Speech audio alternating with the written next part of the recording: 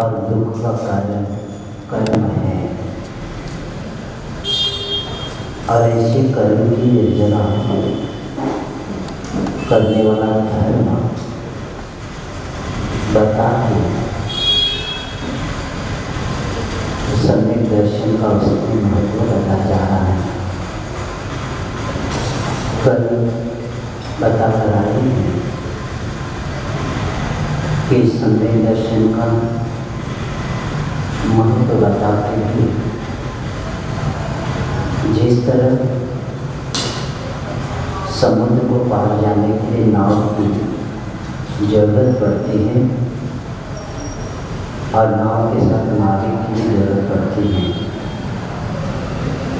उसी तरह संसार में भी समुद्र को पार जाने के लिए मोक्ष मार्ग रूपी नाव की प्रवृत्ति के लिए सम्यक दर्शन कर्मधार की आदि में बता कर आए। बीजा भागे तरोरेव, बीज के अभाव में वृक्ष नहीं होता, उसी तरह सम्यक दर्शन के बिना फल की प्राप्ति नहीं होती बता कर आए। कल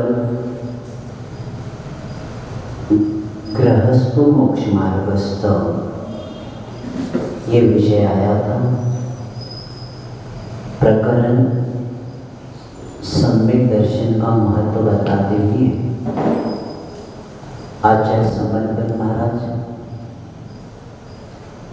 पद का महत्व नहीं, गुणों को महत्व है। इसीलिए पद के साथ गुण हो तो पद कार्यकारी होता है। तो इसीलिए गृहस्थ को मोक्ष मार्गी इसलिए बता रहे हैं क्योंकि गृहस्थ सम्यक दर्शन को प्राप्त करने वाला वह चतुर्थ गुणस्थान को प्राप्त करने के कारण कर्मों की निर्जना करता है। और वे मुनिराज जिनका मिथ्यात्व का उदय चल रहा है, पहले गुणस्थान में है, इसीलिए उनको गृहस्थ को श्रेष्ठ बता के मुनि मोक्ष के मार्ग पर स्थित नहीं है। इसलिए नहीं है कि उनके पास मिथ्यात्व है, क्योंकि दूसरे श्लोक में बताकर आए हैं कि देशयामि समीचीनं धर्म कर्म निर्ग्रहणम्। धर्म का आधार कर्म का निर्मूलन है, और जिस क्रिया के द्वारा हमारी कर्मों की निर्जना नहीं होती उसको हम धर्म समीचीन कैसे कह सकते। तो समीचीन शब्द देखिए, धर्म का आधार कर्म निर्मूलन होता, और मुनि होते हुए भी कर्म का निर्मूलन नहीं हो रहा है। इसीलिए उनको क्या बताया कि वे मोक्ष मार्ग में नहीं है, गृहस्थ है। उद्देश्य यहाँ सम्यक दर्शन का होने के कारण गृहस्थ को मोक्ष मार्गस्थ कहा है। लेकिन ये भी याद रखेंगे कि गृहस्थ कभी भी मोक्ष मार्गी नहीं बन सकता, क्योंकि तत्वा सूत्र का सूत्र है सम्यक दर्शन ज्ञान चारित्राणि मोक्ष मार्ग। क्योंकि चारित्र कब आता है? तो आचार्य कहते सर्वाश्रुति पाप क्रिया निवृत्ति चारित्र। पाप की क्रिया का जब निवृत्ति होती है तब चारित्र आता है, और गृहस्थ का पापों का त्याग है ही नहीं। इसीलिए नहीं तो ऐसा भी हो जाएगा कि गृहस्थ है, मोक्ष मार्गी है, तो हम भी पंच कल्याण में प्रतिमा क्या करेंगे? प्रतिष्ठित करेंगे। और वह अगर प्रतिमा को संस्कार करने लग जाए और सूर्य मंत्र देने के लिए थोड़े समय के लिए कपड़े भी उतार जाए, तो उनका गुणस्थान 4 के ऊपर नहीं होता, जब वो श्रावक ही नहीं। जो पंडित पवित्र भगवान की प्रतिमा को क्या कर रहे हैं? दीक्षा देना पड़ता है। दीक्षा करने के लिए होगा वहाँ, क्योंकि जो खुद दीक्षित नहीं है, जो श्रावक भी नहीं है, इस श्रावक और गृहस्थ क्यों रखा? क्योंकि गृहस्थ अविरत संवेदृष्टि 14 गुणस्थान होता है और श्रावक का गुणस्थान कितना होता है? 5वां होता है। और उन्होंने तो व्रत भी लिया ही पंडित जी ने, क्योंकि उन्होंने उनकी छड़ा में पढ़ा है कि महाव्रत, दान, दया, पूजा आदि का प्रवर्तन करने वाले शास्त्र को शास्त्र है। उन्होंने पढ़ा है छड़ा का दूसरी ढंग के 13वें छंद में उनके यहाँ लिखा है। क्या लिखा है? महाव्रत, दया, दान, पूजा आदि का प्रलोभन करने वाले शास्त्र को कुशास्त्र कहा है। इसलिए उन्होंने एक भी व्रत नहीं लिया। एक प्रतिमा का भी विषय नहीं उनके पास। जो एक भी व्रत नहीं करता, वो क्या कर रहा है? प्रतिमा को प्रतिष्ठित कर रहा है। श्रावक भी नहीं है वो, प्रतिमाधारी हो तो श्रावक बनेगा, है ग्रस्त में ग्रस्त है। इसीलिए उनके द्वारा प्रतिष्ठित किए प्रतिमा पूजनीय नहीं होती। और इसीलिए आचार्य और जानबूझ के दशलक्षण में इसी रत्न श्रावक को लगाते हैं और श्रावकों को कहते देखो गृहस्थ मोक्ष मार्गस्थ, इसलिए हम बहुत अच्छे हैं, व्रत बिना करते क्या करेंगे? गृहस्थ अवस्था में कहाँ जाएंगे? जैसे श्वेतांबर में आता है, हाथी पर चढ़ते चढ़ते राजा को क्या हो गया? मोक्ष हो गया। झाड़ू लगाते लगाते श्वेतांबर में मोक्ष होता है। तो अगर झाड़ू हिंसा का कारण है, जब इधर कहते हैं बोहारी, बोहारी जो रखते हैं साधु, उनको दान नहीं देना। पंचसूना में आता है, जब पंचसूना में आता है, लेकिन उनके यहाँ झाड़ू लगाते लगाते मोक्ष होने लगा कपड़े में, और हाथी पर चढ़ते चढ़ते क्या हो गया? मोक्ष होने लगा। श्वेतांबर समीक्षा पढ़ो। तो इसीलिए आचार्य, इसीलिए छड़ा का जो लिखा है ना, ये इसलिए मना किया है। महाव्रत पालना, दया का दान, पूजा की प्रलोभन करने वाले शास्त्र कुशास्त्र है। इसीलिए लिखा है छड़ा में उन लोगों ने कि साधु होते नहीं, दान देना नहीं, तो क्या हो जाएगा? गृहस्थ मोक्ष मार्गस्थ। क्या हो जाएगा? श्वेतांबर में गृहस्थ, अब जब अगर उनके यहाँ गृहस्थ भी मोक्ष को जाता है तो साधु उनके यहाँ बनने की जरूरत नहीं। उन्हीं का खंडन उन्हीं के द्वारा हो रहा है, क्योंकि इधर तो राजा को मोक्ष हो रहा है हाथी पर चढ़ते चढ़ते, और उनके साधु भी बन रहे, तो इसका मतलब क्या? उन्हीं का खंडन उन्हीं के द्वारा हो रहा है। और जैन दर्शन में तो मोक्ष के लिए दिगंबरत्व अनिवार्य है। इसीलिए ग्रहित मिथ्यात्व है उस तरफ, अन्य वहाँ, और यहाँ सम्यक दर्शन की बात है। इसीलिए देव गुरु शास्त्र अगर सच्चे है तो दिगंबर संप्रदाय में ही है, क्योंकि वहाँ कपड़े अलंकार पहना जाता है, राजा के रूप में पूजा जाता है। और हमारे यहाँ एक धागा हो तो भी पूजनी नहीं होते। इसीलिए जैन धर्म में और पहले के जो पुराने शास्त्र है उसमें भी आया है कि महावीर भगवान दिगंबर थे, लेकिन बाद में परिस्थिति को वस्तुस्थिति बनाया और गृहस्थ को उधर मोक्ष होने लगा। लेकिन दिगंबरों में गृहस्थ तो गृहस्थ होता है, उनको मोक्ष नहीं होता।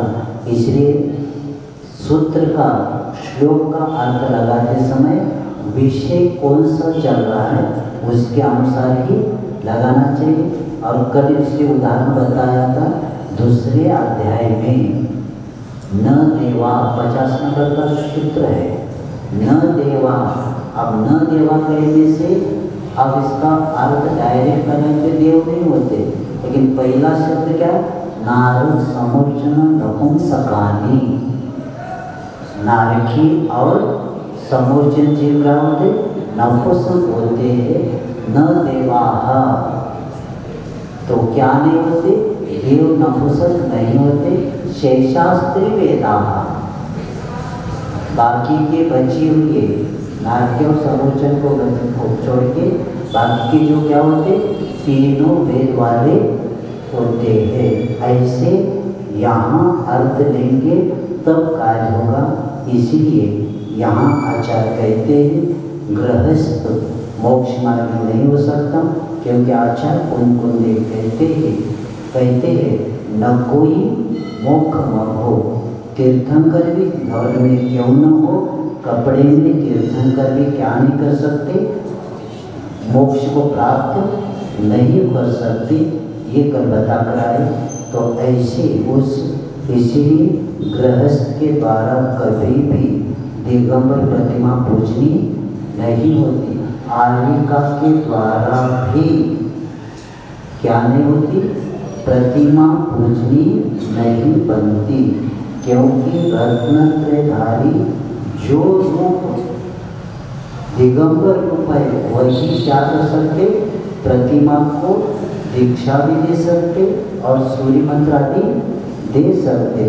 एक थोड़े समय के कपड़े निकालने वाले के द्वारा कभी भी प्रतिमा पूजनी नहीं होती, और कर्म निर्जरा का वो साधन हमारा नहीं बन सकता।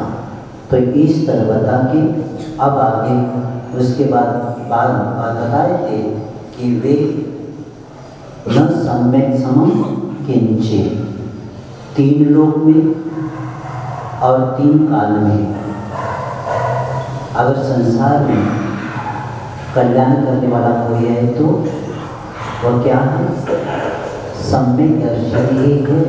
और अकल्याण करने वाला कौन है, तो अकल्याण करने वाला मिथ्यात्व है।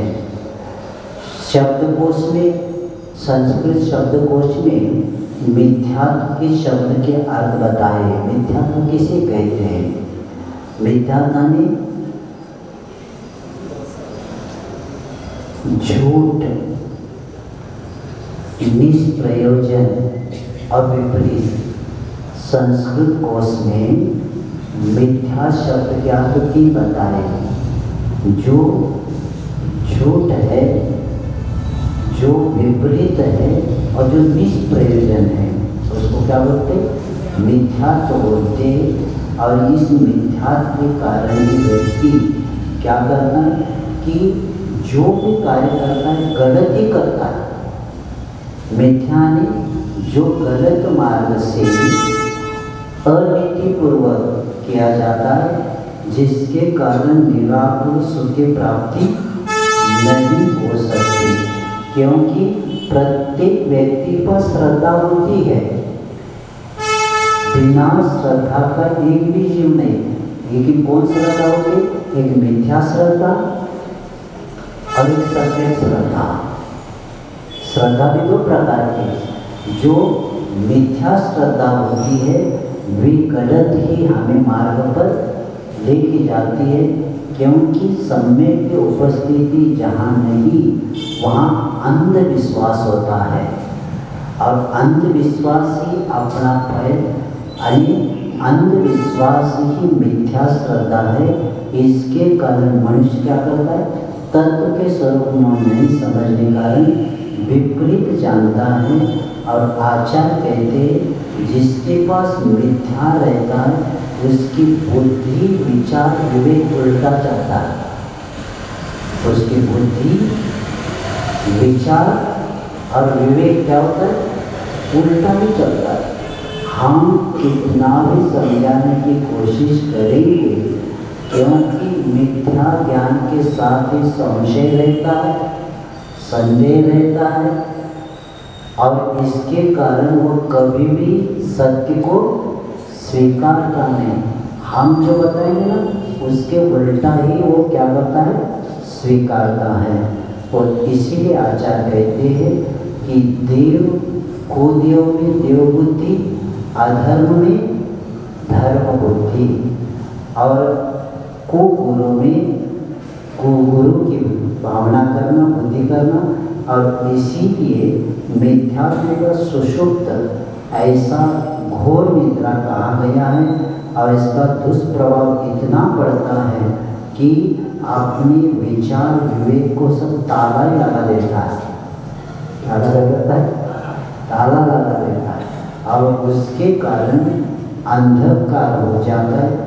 अंधश्रद्धा एक घोर अंधकार है, और अंतर ज्योति को दृष्टि को बुझा देता है। अंतर्दृष्टि हमारी है, उस ज्योति को क्या करता है, मिथ्या को बुझा देता है, ढक देता है, और वह मिथ्यात्व सन्मार्ग नहीं उन्मार्ग की ओर लेके जाता है। इसीलिए आचार्य कहते कि 3 रूप में आता है, श्लोक आता है, मिथ्यात्वेन समं पापं न भूतो न भविष्यति, न विद्यते त्रिलोकोपि विश्वनाथ निबंधनम्। मिथ्यात्व का रूप इतना बड़ा है कि जैसे सुमेरु, क्योंकि यही सारी विपदाओं का और अनर्थों की जड़ है।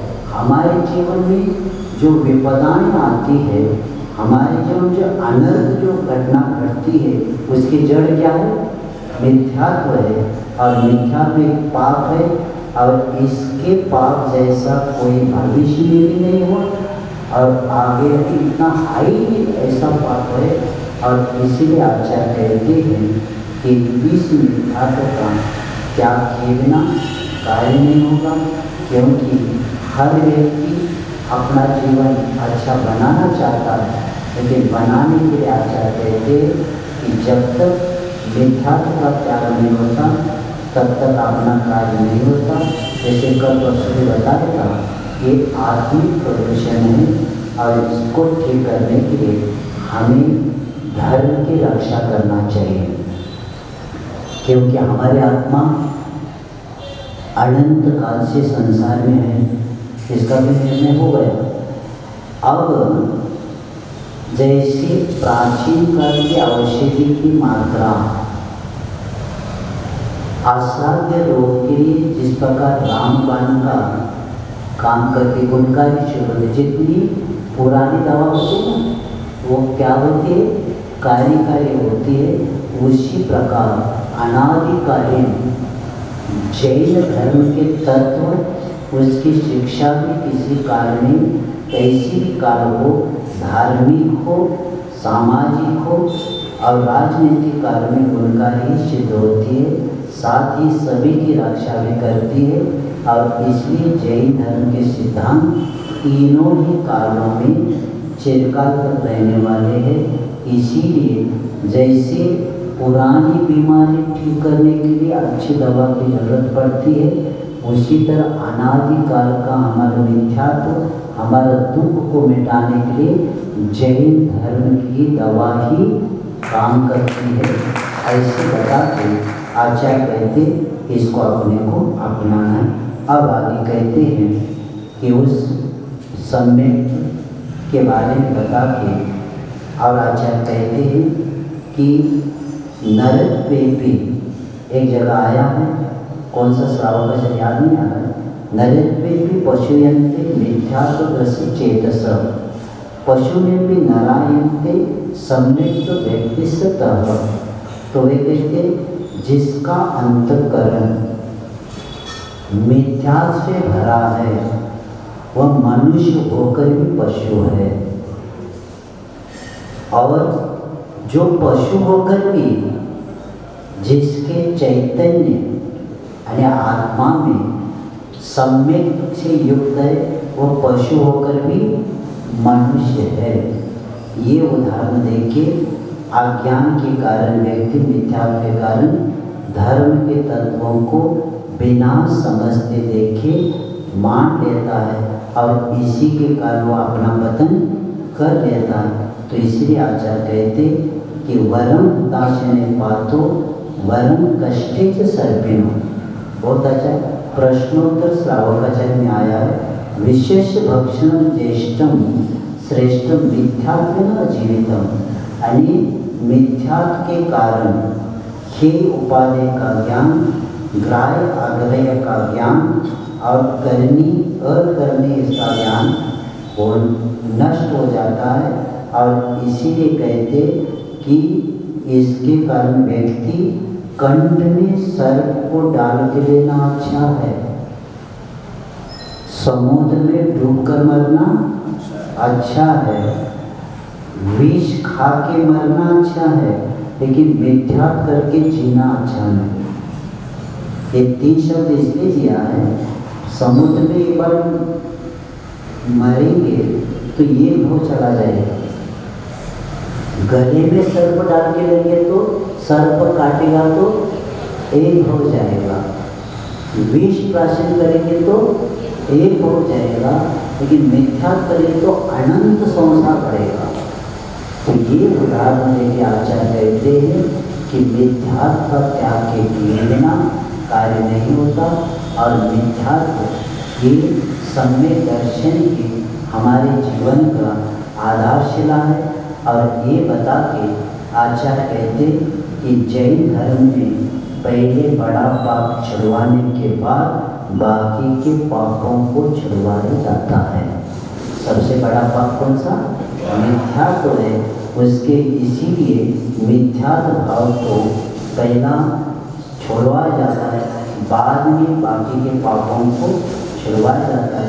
इसीलिए जो पाप का मुख्य कारण है और आत्मा को दुख के समुद्र में डुबाने वाला है, ऐसे उस मिथ्यात्व को त्याग करने को कहा है। तो इस तरह ये होने के बाद अब आगे के श्लोक में बताया जा रहा है मिथ्यात्व त्याग करने वाला व्यक्ति कहाँ कहाँ जन्म नहीं लेता।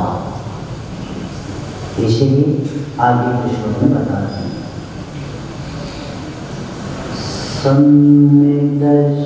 सम्यक दर्शन शुद्धा नारकतिर्यक नपुंसकस्त्रीत्वानि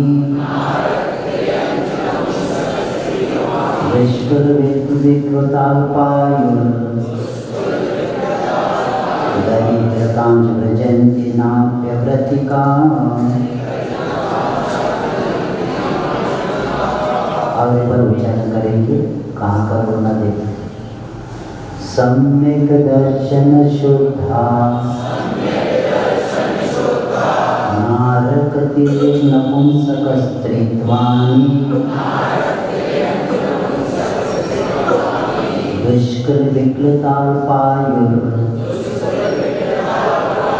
दरिद्रतां च व्रजन्ति नाप्यव्रतिका। एक बार बोलेंगे सम्यक दर्शन शुद्धा नारकति नपुंसकस्त्रीत्वानि।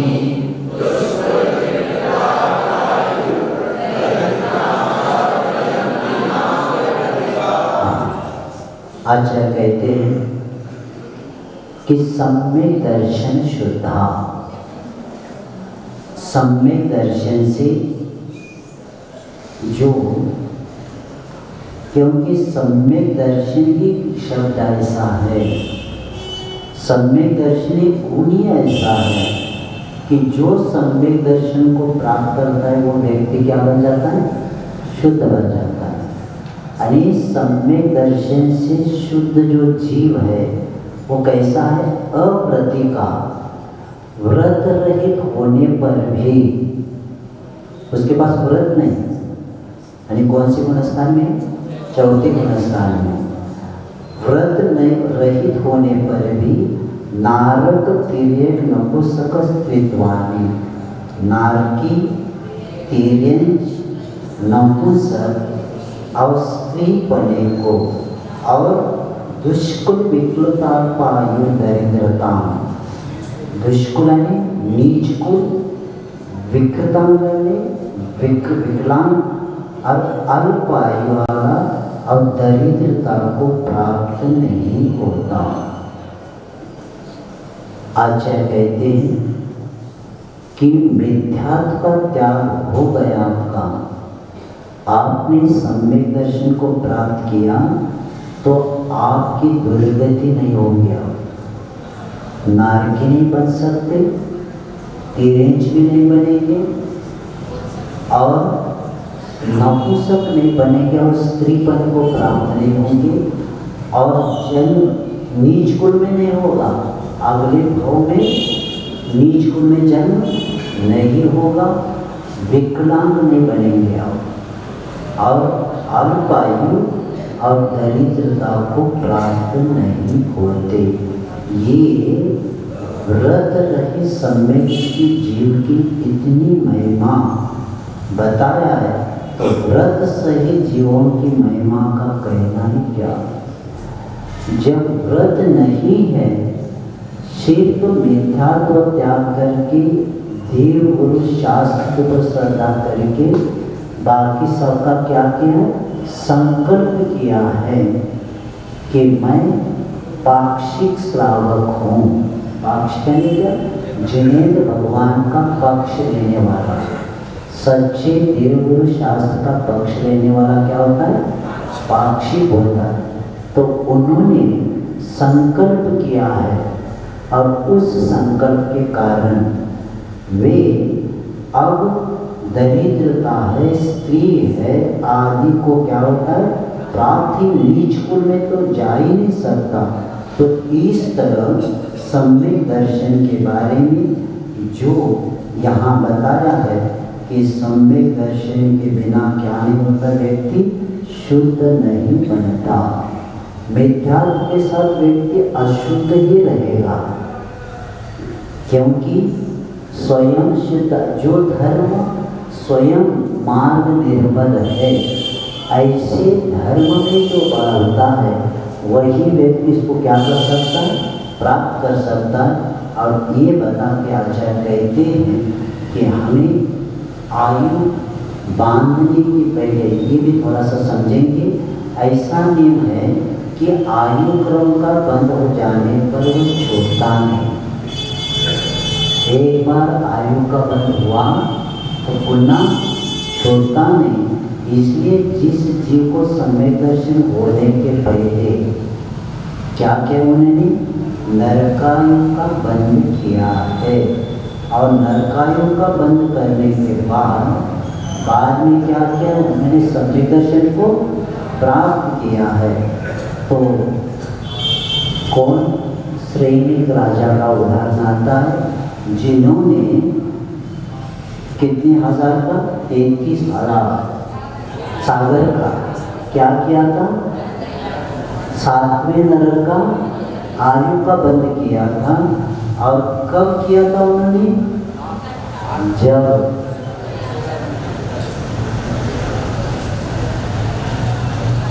घर में आकर बताता है चेला को कि मैं तुम्हारे गुरु मिले थे मुझे, तो कहती है नमस्ते किया क्या? मैं सत्कार करके आ गया। तो क्या किया था उन्होंने? पहला मुनि महाराज के ऊपर 500 कुत्ते छोड़े थे और वह कुत्ते जाके परिक्रमा करके लौट कर आए थे। तब जब उन्हें देखा ये कुछ मंत्र बोले होंगे तो क्या करते? तलवार लेके आगे बढ़ ही रहे थे, इतने में क्या है सामने? सर्प आ गया। तो उन्होंने क्या किया? श्रेष्ठ राजा ने सर्प को मारा और गले में उसको रखा। तब उन्होंने क्या? नरकायु का 7वें नरक का बंध किया। और उसके कारण जब उन्होंने कहा कि ऐसे ऐसे आपके गुरु मिले थे और मैंने सत्कार किया, तब कहती है कि पैर नहीं पड़ते तो चलता था, लेकिन आपने कितना बड़ा पाप किया। तब वो कहते हैं, जब चेला कहती क्या होता होगा, तब श्रेणी राजा कहते 3 दिन हुए, वो तो निकल गए होंगे। तब वो कहती है वो मेरे गुरु है, जा नहीं सकते। जब वो चेला को लेकर जंगल में जाते तो मुनि महाराज जब तक उपसर्ग दूर नहीं होगा तब तक संकट क्या है? उठना नहीं है। और जब जाके देखता है श्रेणी राजा तो क्या किया जाता है? सर्प को निकाला जाता है, लेकिन खून के कारण पूरे शरीर पर चींटियां भरी थी, उसको भी निकाला जाता है। और जब उपसर्ग दूर होता है तब आंखें खोल लेते और खोलते ही 2 सामने हैं, एक उपसर्ग करने वाला और उपसर्ग को दूर करने के भागने वाले, और दोनों को भी सद्धर्म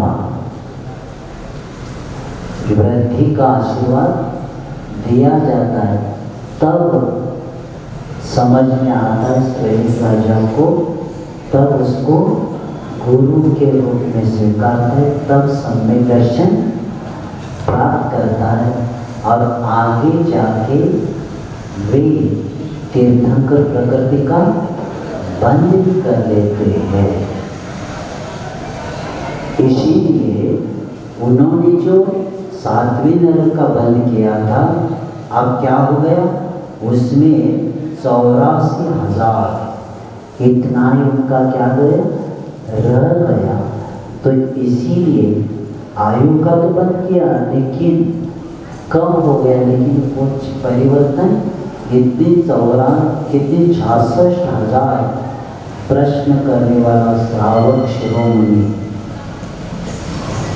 उसको भी क्या होना पड़ा कि भोगना ही पड़ा और नरक जाना ही पड़ा।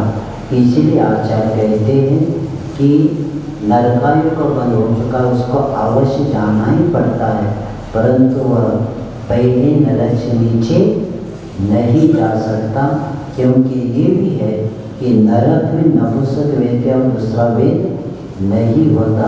इसीलिए प्रथम नरक पर उत्पन्न होने वाले सम्यक दृष्टि जीव को नपुंसक वेद भी उत्पन्न होना ही पड़ता है। और जिस जीव को सम्यक दर्शन होने के पहले अगर 3 आयु या मनुष्य का बंध हो चुका है तो उसे 3 मनुष्य अवश्य उत्पन्न होना पड़ता है, लेकिन वो कहाँ जाएगा? नियम से भोग में जाएगा और वे 3 मनुष्य ही वहाँ होगा और कर्म भूमि का नहीं हो सकता। तो इस तरह भोग भूमि के बाद नियम से वो क्या बनेगा? देव बनेगा। तो इस तरह, और जो व्यक्ति सम्यक दृष्टि स्त्री पर्याय में उत्पन्न नहीं हो सकता, और यदि उसे सम्यक दर्शन होने के पूर्व स्त्री वेद का बंध हो गया तो वह पुरुष के रूप में परिवर्तित हो सकता है। और 3 और मनुष्य में उत्पन्न होने वाले सम्यक जीवों में पूर्ववत नपुंसक वेद भी पुरुष वेद में परिवर्तित हो सकता है। और इसीलिए आचार्य ने बताया है कि हमारे परिणाम अपने को सदा अच्छे रखना ही पड़ेगा, क्योंकि एक समय मिथ्यात्व आप कर रहे हैं तो उस समय आपको 70 कोड़ा कोड़ी का भी क्या हो सकता है, बंद हो सकता है मिथ्यात्व करते समय। इसलिए आचार्य कहते हैं जब तक मिथ्यात्व का त्याग नहीं होता तब तक जैनत्व नहीं आता। और जैनत्व कब आता है, जब वीतराग पर विश्वास, वीतराग पर विश्वास है तब उस व्यक्ति को जैनत्व आ सकता है, सम्यक दृष्टि बन सकता है। और जिसको वीतराग पर विश्वास नहीं है वह कभी भी आत्मा का कल्याण करके दे ही नहीं सकता। इसीलिए हमें परम सौभाग्य से जैन कुल में अनेक आर्य खंड में कर्मभूमि में उच्च कुल स्वस्थ शरीर उच्च कुल मिला।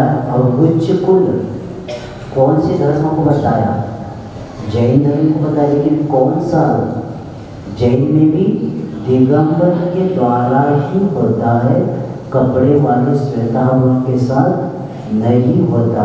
इसलिए वहाँ ग्रहित मिथ्यात्व है उनके यहाँ, क्योंकि कपड़े के साथ मुक्ति मानना, स्त्री को भी मुक्ति होती है उनके यहाँ। और जैन दर्शन में कहा गया है पुरुष लिंग के बिना रत्नत्रय की प्राप्ति नहीं होती, और रत्नत्रय ही ईश्वर बनने का मार्ग है, परमात्मा बनने का। तो इस तरह यहाँ आचार्य कहते हैं कि हमें उस नरक, तिर्यंच, नपुंसक, स्त्री पने से बचना है।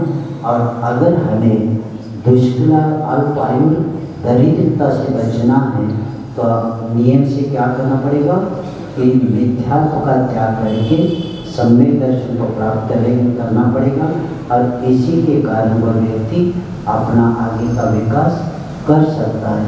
ये बताते हुए सम्यक दर्शन की महिमा बता के, अब क्योंकि इसकी महिमा बहुत अपरंपार है, क्योंकि ये सर्व मोक्ष प्रदायक है और सम्यक दृष्टि जीव के लिए आगे के जीवन के लिए एक कल्याण का बीज का काम करता है सम्यक दर्शन।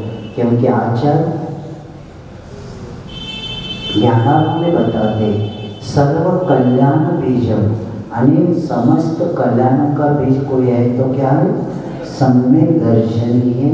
और ऐसी के कारण यहाँ महत्व बताते अब आगे इसी बात पर। और आगम का ऐसा नियम है कि जिस जीव के देवायु को छोड़ के अन्य आयु का बंद हो गया है तो वह व्यक्ति इस पर्याय में अनुव्रत को प्राप्त नहीं कर सकता, महाव्रत को भी प्राप्त नहीं कर सकता। और अनुव्रत और महाव्रत काल में यदि आयु का बंद होगा तो यह से कहाँ होगा, देवायु का ही हो सकता है। तो ऐसे परंतु सम्यक दर्शन के लिए ऐसा कोई नियम नहीं, क्योंकि उसकी प्राप्ति कौन सी भी चारों गति में प्रत्येक व्यक्ति को हो सकती है। बताकर अब आचार्य कहते आगे भी सम्यक दृष्टि नारकी आदि अवस्था को प्राप्त नहीं होता तो कहाँ किसको प्राप्त करता है, इसी बात के आगे बताते। ओजस तेजो विद्या वीर यशो वृद्धि विजय विभव सनाथा महाकुला महार्था मानव तिलका भवन्ति दर्शन पूता।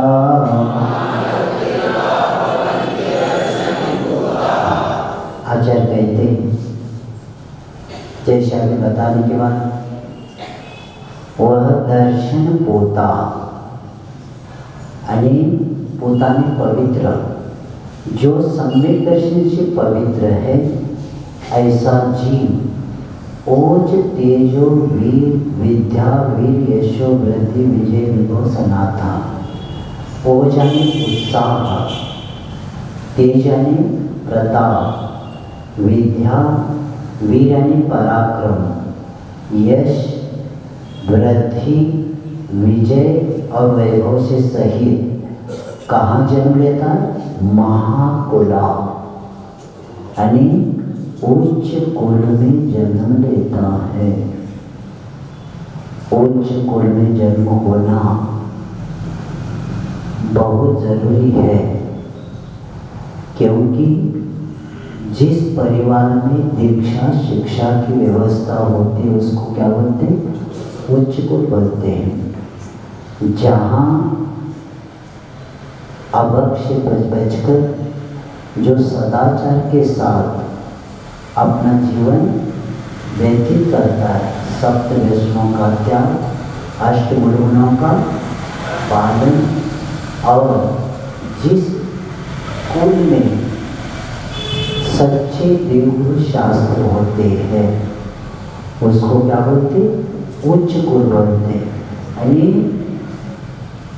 महान पुरुषों ने जिस धर्म को श्रेष्ठ माना वो धर्म ही उच्च कुल होता है। यानी कौन सा धर्म? जैन धर्म ही उच्च कुल में आता है, क्योंकि आत्मा से परमात्मा बनने की व्यवस्था सिर्फ दिगंबर जैन में ही व्यवस्था है, क्योंकि ये प्राकृतिक धर्म है, किसी ने बनाया नहीं। क्योंकि तीर्थंकर कौन से धर्म से बने? जैन धर्म से बने, लेकिन धर्म के द्वारा तीर्थंकर बने, लेकिन तीर्थंकर धर्म का निर्माण नहीं किया, क्योंकि ये धर्म था, इसलिए महान तीर्थंकर हमें मिल गए। यानी प्रत्येक व्यक्ति महान बनाने का कौन धर्म काम करता है? तो कौन सा है? जैन धर्म है। और ऐसे धर्म में उच्च कुल में जन्म होना, देख लेना जितने भी तीर्थंकर है, महान पुरुष है, सामान्य कुल में उनका जन्म नहीं होता, उच्च कुल में ही हुआ। क्योंकि आचार्य महाराज एक बार बता रहे थे, कई भोग के पुण्य को बेचने के बाद ये उच्च कुल मिला है। कौन सा धर्म? जैन धर्म। तो ये उच्च महाकुला यानी उच्च कुल में वे ऐसे उत्पन्न हुआ। और आगे बताते महार्था, पुरुषार्थ से सहित। हम लोग देख लेना जैन कुल में जन्मने वाला अर्थ पुरुषार्थ नहीं करता। पहला कौन सा करता है? सुबह उठने के बाद जिन मंदिर जाता है, पूजन अभिषेक करता है। तो दिन का प्रारंभ किससे हो गया? धर्म पुरुषार्थ से। क्योंकि धर्म पुरुषार्थ से पुण्य मिलता है, तब जाकर आगे का अर्थ पुरुषार्थ हमारा कार्यकारी होना है। अगर आपके पास पुण्य ही नहीं है तो कितनी भी कमाने की कोशिश करो, आपको क्या नहीं मिलेगा? मिलेगा नहीं, क्योंकि पुण्य हो तब मिलेगा। तो इसीलिए जिस परिवार महाकुला ने, तो जहाँ जिस कुल में उत्पन्न होने वाले महाकुला ने धर्म अर्थ काम मोक्ष पुरुषार्थ से सहित परिवार में जन्म होना। दूसरे समाज में देखिएगा, सुबह उठते ही टिफिन लेके काम को जाना पड़ता है, उनका धर्म में कुछ संबंध है नहीं, सिर्फ कमाना खाना, इसी में जीवन चला जाता है।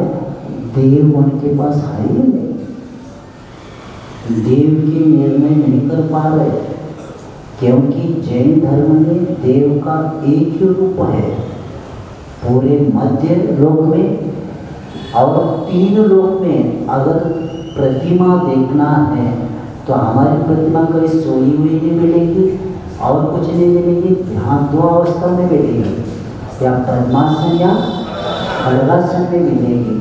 लेकिन अन्य दर्शन वाले कितने परेशान हैं। बंगाल के देव अलग, देवी महाराष्ट्र की अलग, मध्य प्रदेश के अलग, ये सबका रूप एक का रूप दूसरे से नहीं जोड़ता। जैसे मैं 2011 में वहाँ पहुँचा था, मुझे बुलाया था भारतीय संत सभा, देश के 250 साधु आए थे और उसमें हमें निमंत्रित किया था। हम उन्हें सभी पहुँचे थे तो देखा कि 250 साधु होते हुए एक साधु का वो दूसरे साधु से नहीं जोड़ रहा था। कोई ऐसा है, कोई ऐसा है, कोई ऐसा है। तो ये देख के लगा कि जब साधु के रूप का निर्णय नहीं तो देव का रूप का निर्णय कैसे होगा। और हमारे यहाँ साधु का रूप भी एक है, क्योंकि इसी रूप से नहीं ये रूप हो तब भगवान बनेंगे। तो भगवान कैसे है? दिगंबर है। तो गुरु का रूप भी कैसा होना चाहिए? दिगंबर होना चाहिए। तो इसीलिए जब तत्व सामान्य से हम चिंतन करते हैं तो हमें ज्ञान होता है कि रूप का निर्णय हुए बिना स्वरूप की प्राप्ति नहीं होती। तो उसी तरह उच्च गुण ये धर्म अर्थ काम और मोक्ष, ये इसके लिए उसको बताते महारथा पुरुषार्थ से और मानव तिलका, यानी वे ऐसे परिवार में श्रेष्ठ मनुष्यों में जो उत्पन्न होते उसको वो क्या बोलते? मानव तिलका। यानी ऐसे कुल में उत्पन्न होकर वे सर्वमान्य ऐसे परिवार में क्या होता है? उनका जन्म होता है। और जिसके तिलक मनुष्य के तिलक अर्थात आभूषण स्वरूप होते हैं, उनको क्या बोलते? मानव तिलका। जैसे लोकमान्य तिलक, जिनकी लोक में मान्यता ऐसे तिलक जी। तो उसी तरह मानव तिलका, जो मानव में क्या है? मान्यता प्राप्त है परिवार, ऐसे परिवार में जन्म होने को क्या बोलते? मानव तिलका बोलते। और यहाँ जो ओज आदि को शब्द बताए, जो व्याख्या बताकर समाप्त करेंगे। ओज यानी उत्साह को कहते हैं, क्योंकि ऐसा सम्यक दृष्टि जीव सदा उत्साह के साथ रहता है, तेज का अर्थ है प्रताप के कांति के साथ रहता है। और जिसके पास विद्या यानी सहज और जिसका हरण न किया जा सके ऐसी बुद्धि जिसकी होती उसको विद्या बोलते। और वीर विशिष्ट सामर्थ्य अर्थात पराक्रम को वीर कहते। तो वो सम्यक दृष्टि जीव कैसा होता है? पराक्रम से युक्त होता है और यश सदा उसकी कीर्ति सब जगह प्रसिद्धि फैलती रहती है और ऐसे यश को प्राप्त कर लेता है। और वृद्धि, जो सम्यक दृष्टि उच्च कुल में आदि जन्म लेता है उसकी स्त्री है, पुत्र है, पौत्र है आदि की प्राप्ति को क्या बोलते? वृद्धि कहते। समृद्धि से वो व्यक्ति युक्त रहता है। और विजय, जो कला गुण शक्ति पुण्य बल आदि वैभव आदि के द्वारा दूसरे का अभिनय पूर्वक अपनी उत्कृष्टता प्रमाणित करता है, इसलिए विजय कहते। और वे विभव यानी धन धान्य आदि पदार्थों की प्राप्ति होना विभव है। और ऐसे वे संसार में जो मोक्ष अवस्था प्राप्त होती उसके योग्य भी वह कार्य करता है। तो इस तरह सम्यक दृष्टि कहाँ जन्म नहीं लेता और कहाँ जन्म लेने के बाद क्या क्या मिलता है बताएं। बाकी का विषय आज का पाठ करें। सम्यक दर्शन शुद्धा नायक तिलक नपुंसकस्ते वाणी दुष्कर्युलापायु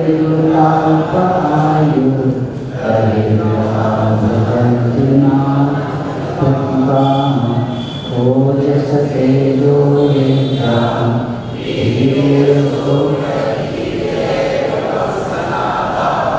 महापुरा महाता